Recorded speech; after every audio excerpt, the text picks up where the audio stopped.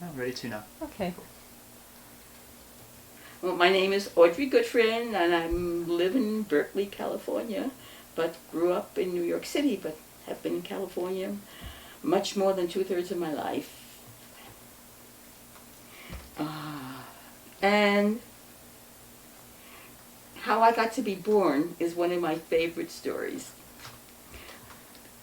And I love to tell this, especially to anarchists, because the name of the story is I Am Born Because of an Agent Provocateur. So I think I love that. Okay, how my mother and father met. So I tell you about my father and I have to tell you about my mother, right? That's yeah. how. And my father had become a Jewish socialist in Warsaw, Poland as a very young man. He was working as an apprentice, and there was a big working class movement there, the Yiddish Bund, and he was protesting at a May Day parade before World War I, like 1912 or 13. And Poland belonged to Russia at the time, and they were all these kids were arrested, and the family, poor and very Orthodox religious, was really worried that he would be drafted or sent away to Siberia or put in jail and sent to Siberia. They decided they better raise some funds and get him to come to the United States, which they did. I don't know how they raised the funds. I never got that from my father. And I don't know what boat he came on, but I know he came on a boat and was below deck for a long, long time, arrived in Baltimore, and was going to his uncle, his mother's brother, who had come earlier and was living in Chicago. So he was going to his uncle in Chicago. He was known as Dead Uncle. And he said he didn't, Baltimore at that time harbor was a really, really awful place. He couldn't believe how awful this golden land was looking when they had such different visions of what America was like. Warsaw was a beautiful city with parks and trees and everything else, and here he came to essentially an area that was slum. But he got to Chicago and got a job his trade was bookbinding. He got a job as a bookbinder in a factory in Chicago, and met a man who was an anarchist, and introduced him to the Freiheitsstimme. And they had discussions about socialism versus anarchism, and my father became an anarchist. Also went to school and was learning English, and had learned English. And then there was an international young people's anarchist group in Chicago that my father was part of. And this was a time that Emma Goldman was really, really active in the United States, going around trying to get people to protest the draft, if not be drafted, and anti-war, and she was locked up lots of time. At that time in the United States, any young man was stopped on the street, and if he hadn't registered for the draft, they were sent to jail. My father, fortunately enough, was not old enough factually to be 18, because, again, the Orthodox Jews in Europe didn't want their children to go into the army, and they didn't register them until they were a couple of years old, which they were able to do. So my father's official papers had him younger. So he was able to be in the streets and hand out leaflets and do things and not be arrested. And he was part of this group that was trying to evade the law, just because some of them were young and would have been drafted. But amongst them, the person he was living with, sharing a room with, not an apartment, just sharing a room, another who was part of this group. And this group was not involved in direct action and bomb throwing. They were not doing anything that Chicago is known for, like a Haymarket, right? They were not doing anything like that. But this man, whose name now I don't remember, my father, was trying to incite everybody to do something, like throw a bomb or shoot somebody up or something. And then they discovered that he had been planted as an agent provocateur. And he is now my father's roommate. And this really frightened my father. And he decided, oh God, I better get away, because who knows what they've got on me, And he packed up and he came to New York City. And they knew, in New York City, meanwhile, there was a boarding place in Harlem, where a woman who had children she had been in Stelton with her young children. She and the father had split up, and she had to make a living for her family. And she moved to New York City and rented a big, big house where young anarchist men and women who were working and needed a place to live and someone to cook for them, because all of them were immigrants. And so Ida had this place in Harlem, and my father moved there. It was a place for him. My mother, so my father's living there. My mother was raised also by a very, very, very Orthodox mother. Jewish women didn't have to learn how to read and write. They just had to say the prayers and, memorize them. And my mother was an apprentice garment worker. She was learning how to become a seamstress. At that time, in Russia, Poland, young Yiddish women whose parents were able to send them to school, so many of them became radicalized and became socialists. And what they would do is they would try to organize, proselytize Jewish women, men and women, or in the little towns, the shtetl, known as the shtetl, organize them. And so some young women came to my mother's hometown, which was Tedesbol, and got a few women together, and they were doing totally, it was illegal. Again, this was total illegal. They had to take them, my mother says, into the forest. These young women go into the forest and they learn how to read and write, and they learned also about socialism and the Tsar, and and so my mother was radicalized and kicked religion. And she found it really, really hard to live with her mother. Her father had been dead since she was a baby back. So her mother was and she was the youngest child. And she found it just impossible to live with her mother. So meanwhile, this woman, Ida, was from her hometown, who was running so she came to Ida. At this time, Ida was still living in New Jersey with her family. That's where Mother came to Ida's house and knew Ida. And then Ida, and my mother's living in Newark, because they were living in Newark, New Jersey. Then when Ida moves to New York, my mother moves also into this house. And she's working in New York, and she also needs a place to live. So my mother and father and other men and women, young men and women, are living in this house. There are about 8 people besides Ida and her children living there. And the Spanish flu, this was now post-World War, the war has ended now, it's right at the end of World War II. And, I'm sorry, World War I. World War I. And the war has ended, and Spanish flu is taking over. A lot of people are sick. And my mother comes home from work one day, and the men and women all ate together, because I just cooked for a bunch of people. And they said, and the interesting thing is that all the Jewish anarchists that I knew, this is a little aside, all the men were called by their last names, and the women were called by their first names. So my father was always called by his last name, which was Goodfriend in Yiddish, and other people, I had friends, there was Karpov was the man, and the woman's was Paula. Fliesel was the woman, and the wife was Fanny. I mean, it was just, I don't know why. I would sometimes like to know why that was amongst those people, but as it is. So my mother came home from work and said, where is Goodfriend? Because they spoke Yiddish. Where is Goodfriend? Be his Goodfriend. They said, oh, he came home and he wasn't feeling well somehow. And my mother went up to his room, because apparently she had her eyes on him all along. They were not coupled, but she had her eyes on him. And she went up there, and he was very, very sick. And she kind of took care of him. She nursed him. And then, I don't know how many months after this situation, I was the result. So, I mean, if there hadn't been an agent provocateur, I would not have been born. My father would have remained in Chicago, and he would not have met my mother. So, anyway, here I am. Here I am. And I'm beware of agent provocateurs. Great. And I love to listen to adults talking all the time.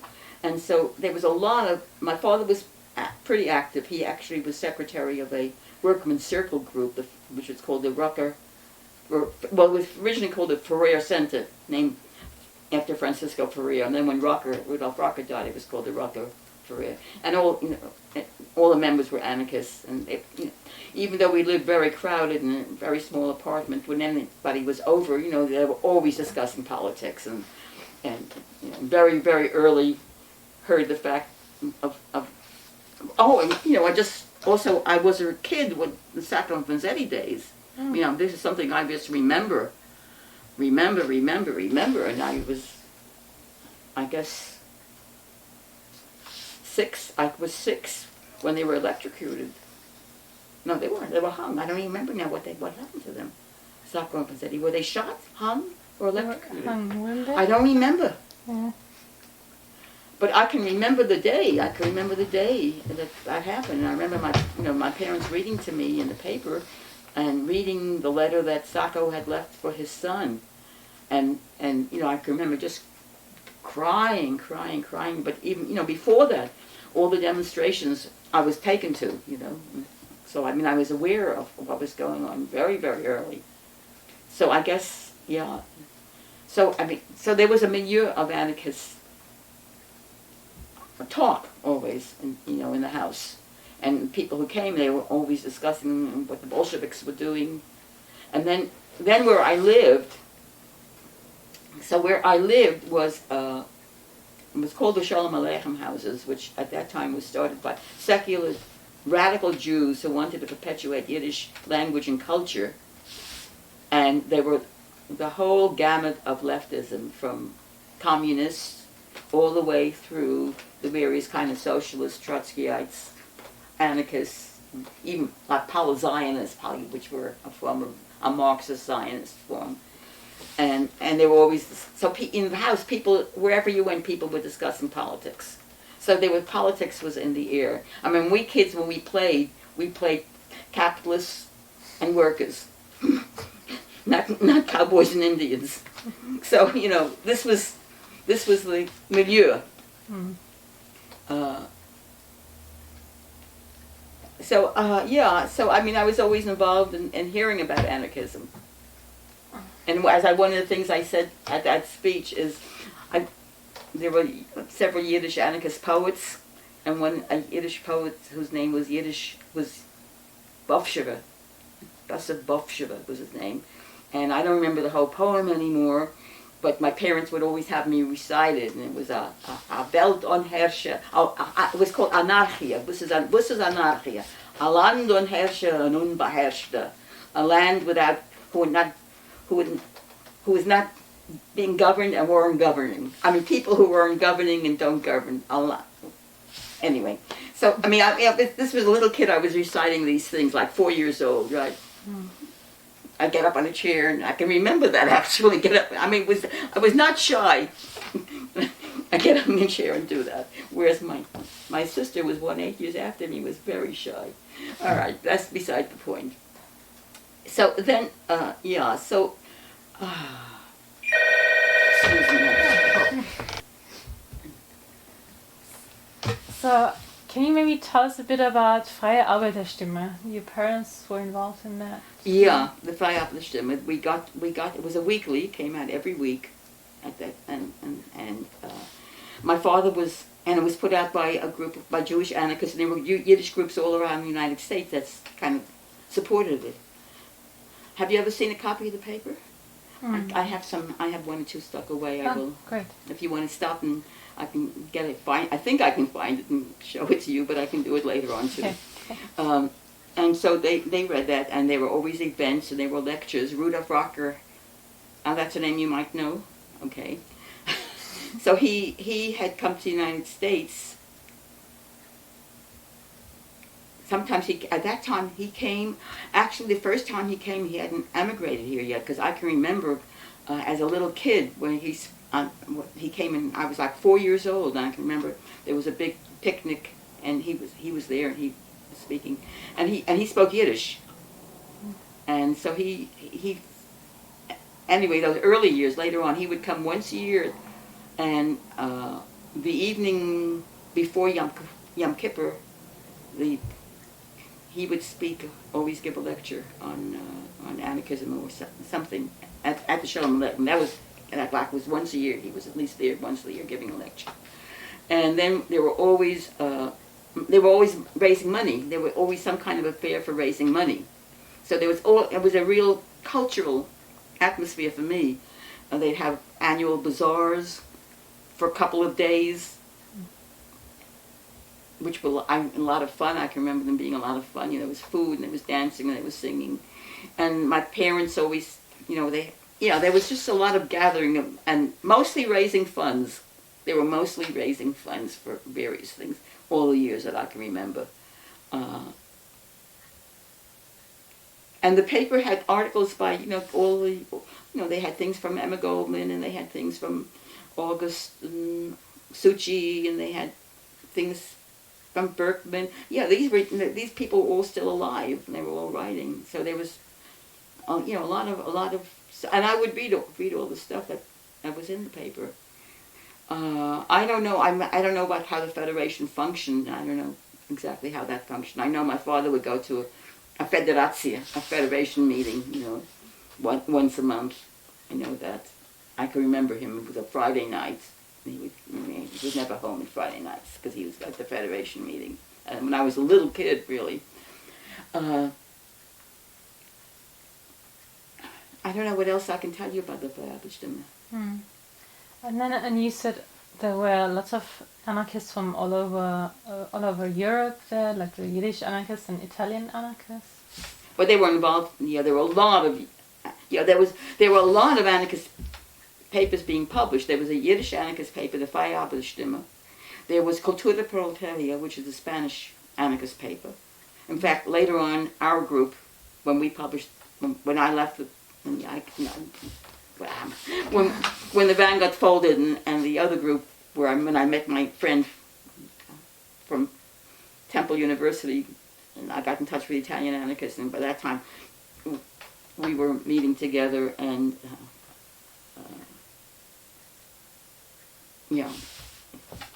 And so they put out the La Donata dei Reportati, and there was Il Martello coming out, and there was the Yellow Truda, there was a Russian paper coming out.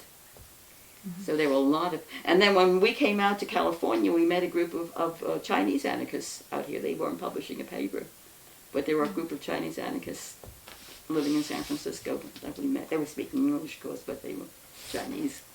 So there was a lot of, and not much English.